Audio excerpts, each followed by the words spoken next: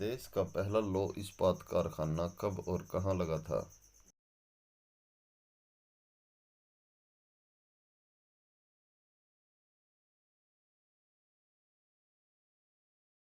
इस्पात कारखाना 1875 में कुल्टी के पश्चिम बंगाल में लगा था। भारत का पहला एल्यूमीनियम कारखाना कहाँ लगा था?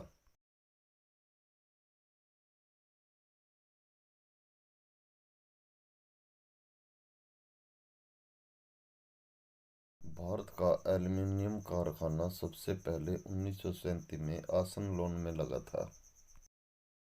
सेल का पूरा नाम क्या है?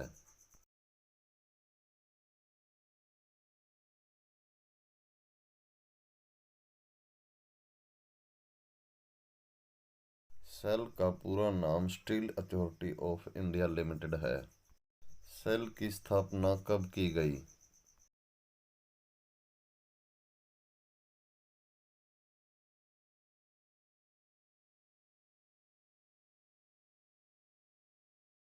उन्नीस सौ तिहत्तर में सेल की स्थापना की गई। ब्रिटेन के सहयोग से कौन सा कारखाना निर्मित हुआ?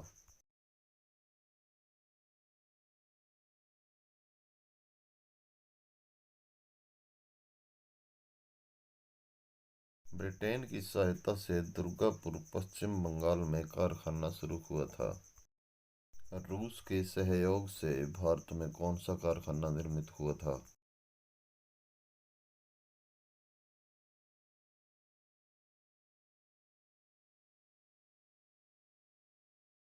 रूस की सहायता से भारत में बोकारो में यह कारखाना शुरू हुआ था।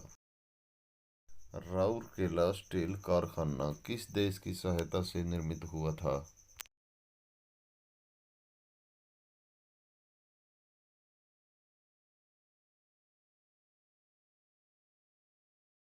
राउरकेला में जर्मनी की सहायता से स्टील कारखाना शुरू हुआ था। रूस के सहयोग से दूसरा कारखाना कहाँ निर्मित हुआ था?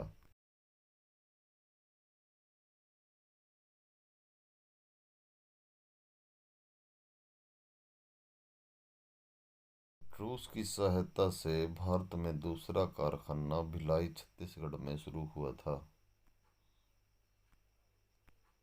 निजी क्षेत्र में स्टील का कौन सा कारखाना निर्मित है?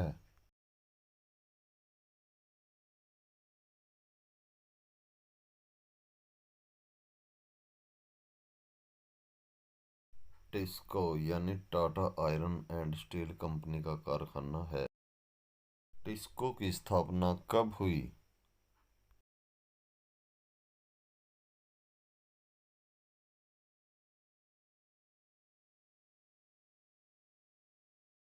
टिस्को की स्थापना 1907 में हुई थी।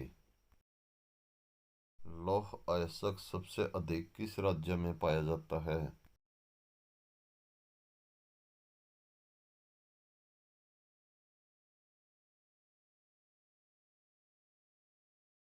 झारखंड में सबसे अधिक लौह अयस्क पाया जाता है।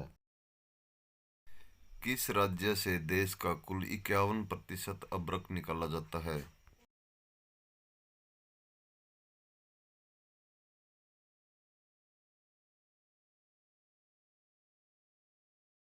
इक्यावन प्रतिशत अब्रक राजस्थान से निकाला जाता है। झारखंड व उड़ीसा राज्य से देश का कितना प्रतिशत लौह प्राप्त होता है?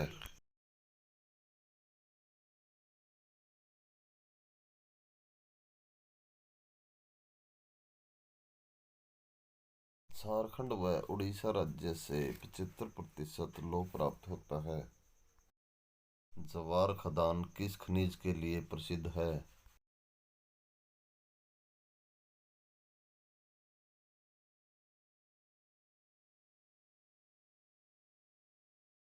जवार खदान जस्त उत्पादन के लिए प्रसिद्ध है। लिग्नाइट का सबसे अधिक भंडार किस राज्य में है?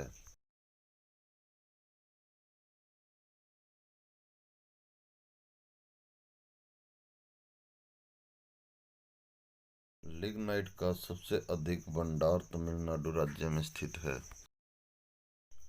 भिलाई इस्पात संयंत्र किस पंचवर्षीय योजना में स्थापित किया गया था?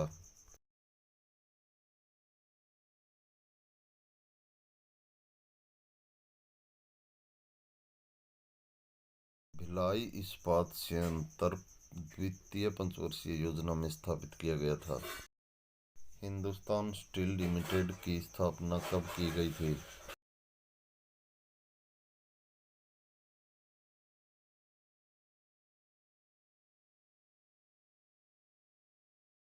हिंदुस्तान स्टील की स्थापना 1953 में की गई थी। बर्नपुर में Indian oil and steel company की स्थापना कब की गई थी?